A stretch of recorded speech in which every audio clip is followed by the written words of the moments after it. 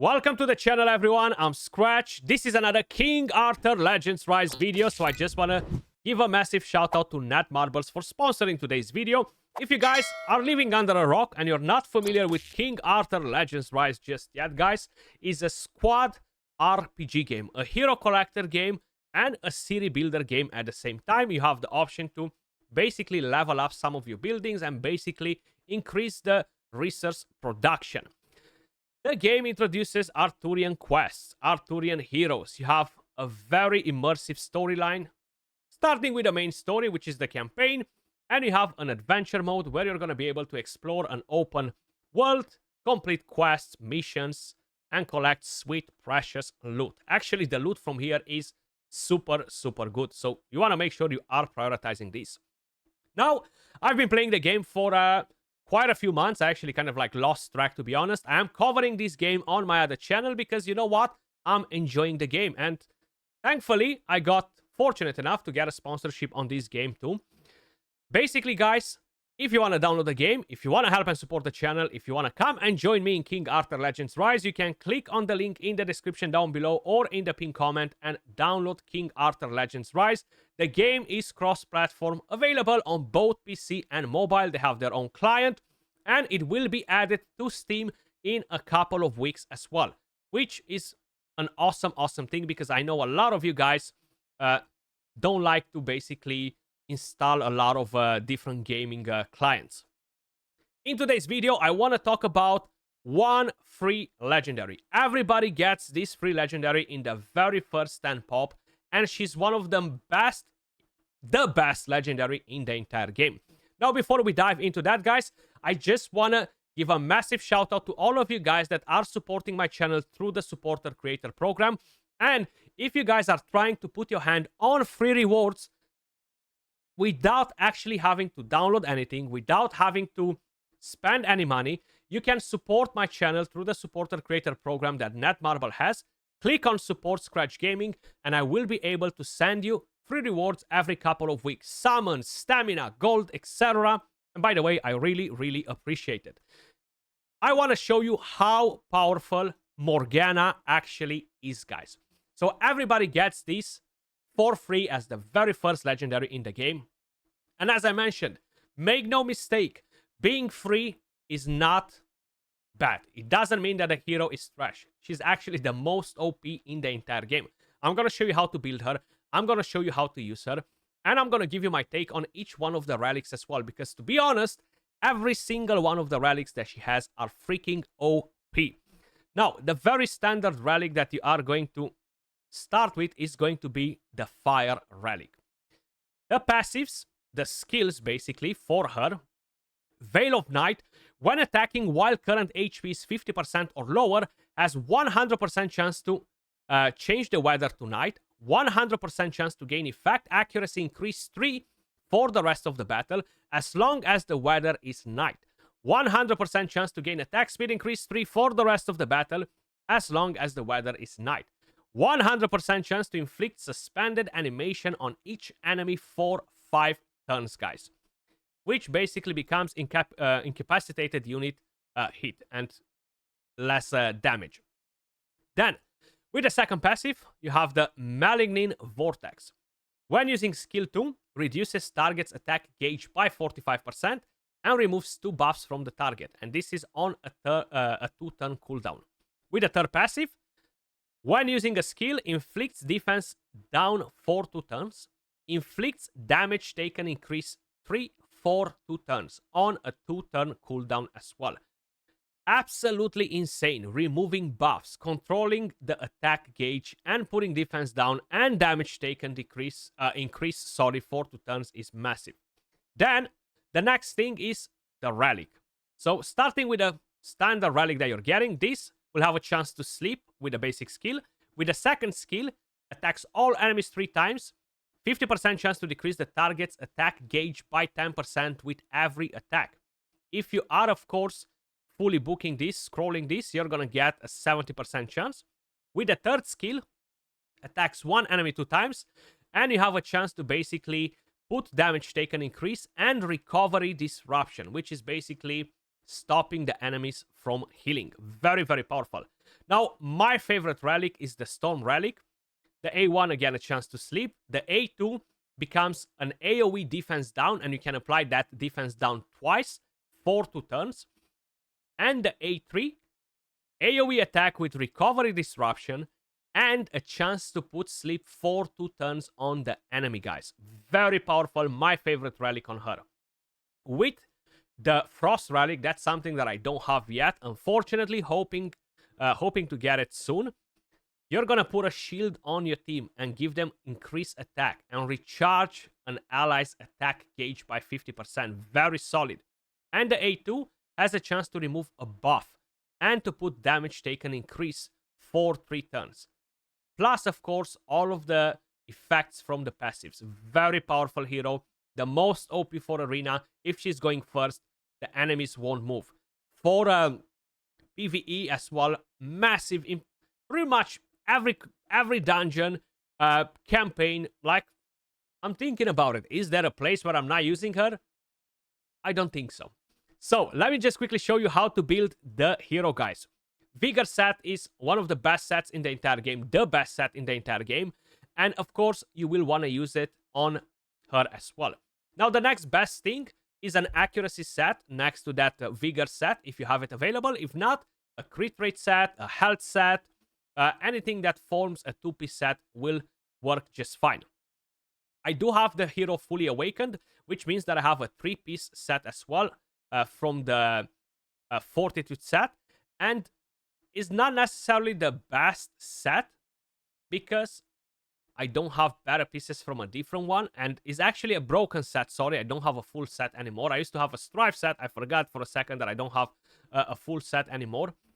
I would like a set that will benefit the hero. A Strife set can be nice as well. It's not necessarily the best thing. Fortitude most likely is the best option, or Focus. I'm always mixing them up. You cannot farm the Vigor set. You're going to actually have to go and farm materials from campaign and forge it. We're going to get to it in a second. I want to show you basically what stats you should prioritize on Morgana. So these pieces will always be flat. You want to have substats like attack speed, effect accuracy, hit accuracy. Those should be the main substats that you should prioritize on each one of these pieces. Then, starting with the necklace, you want to have effect accuracy. On the earrings, you want to have hit accuracy.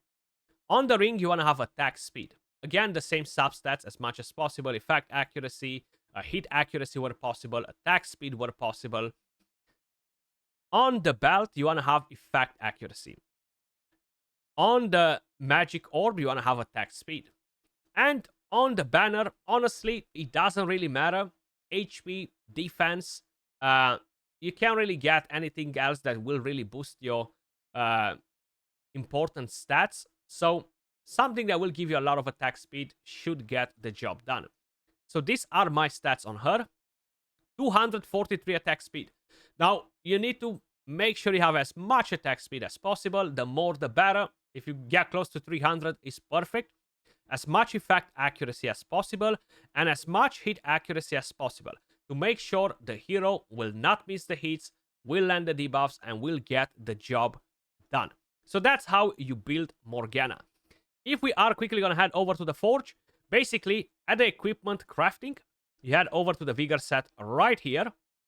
And if you're lacking the materials to do any of the gear, 5-star and 6-star, 4 stars and 5 stars, click on it and it will direct you exactly to the stages from where you can farm it. Or alchemy, right? You can actually make mythical ones from legendaries, but it's very costly to do that. And I'm not a fan of doing it for the moment. Maybe in the future, once I'm gonna collect enough Vigor gear, because honestly, half of my units are built on Vigor sets, guys. Let me show you what you can do with her. So if you're gonna go over to Arena and let's pick one opponent, basically, we want to make sure that we are taking a turn with her, right? We're fast. If we are the fastest in the team, basically, we're going to use this A2 skill, regardless of what relic we have on. Of course, the fire relic is the best for it. So we use that, and look, all of their attack gauge dropped, which means that my team is now able to overlap the enemies. So we're going to use whatever skill we have available right here, and if we are not wiping them directly, we're going to basically decrease their attack gauge once again. So we're going to take that one down, take another one down. I'm going to use this again. You see, they are close to take another turn, but you know what? Morgana will go in with this skill once again. Not only that it will attempt to remove buffs when the passive is not on cooldown, but it will drop their attack gauge again, which means that I'm going to take a turn with all of my units before he's going to move. Or it seems like this Tristan might take a turn before my Beliver. But then we have, of course, Gillian in here to help us a bit with that part too. Take that down as well. She wants to take a turn? I don't think so. I could remove the attack gauge, or I can actually try to put her to sleep. We put recovery disruption, no sleep on her because it did not proc right there, which is fine. We let her take a turn. Is only one enemy left. There's no way in hell that the enemy will actually wipe all of our team. That's how impactful she is in PvP. The #1 champion for PvP.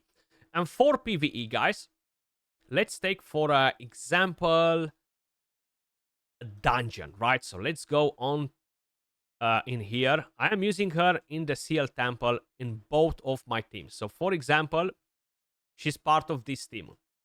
Then she's part of the other team as well. Just to show you that I am literally using her pretty much everywhere, okay? Literally. On the Forbidden Dungeon, I cannot click to show you everything exactly, but she's part of my teams. Every team. In campaign, every team.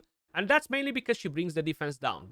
Everything that I just mentioned. Let's take, for example, the nest of Wyskull Hague. From here, we're getting the damage gear. I am using her in this team as well. You know why? Because she's absolutely OP, especially versus this boss that buffs a lot. So I am using her with the fire relic in here, which is, of course, her free relic, the standard one. I'm going to prioritize the boss, and let's go in with the team. We're using Sarah, an amazing support hero as well. Beliver as the damage dealer. Hurin, another free amazing unit. Super powerful support. The best rare support in the game, to be honest. Tons of important buffs. Pretty good healing as well. Okay, so we're taking down the first wave, which are the little dragons, and we're getting to the boss right now. This boss will put in a lot of buffs on himself. Okay, like you see, we have hit accuracy. He is immune to attack gauge decrease, so we're not going to be able to utilize that in here, which is fine. But the front leg will basically buff Wyskull Hague. You're going to see that in a second. You see immunity to the attack gauge decrease, which is fine.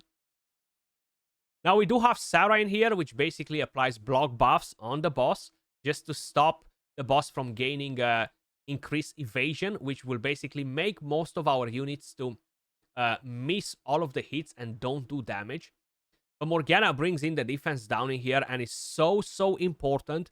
Without it, you barely deal any damage versus these bosses, because they're so tanky and they have so many powerful buffs, you know.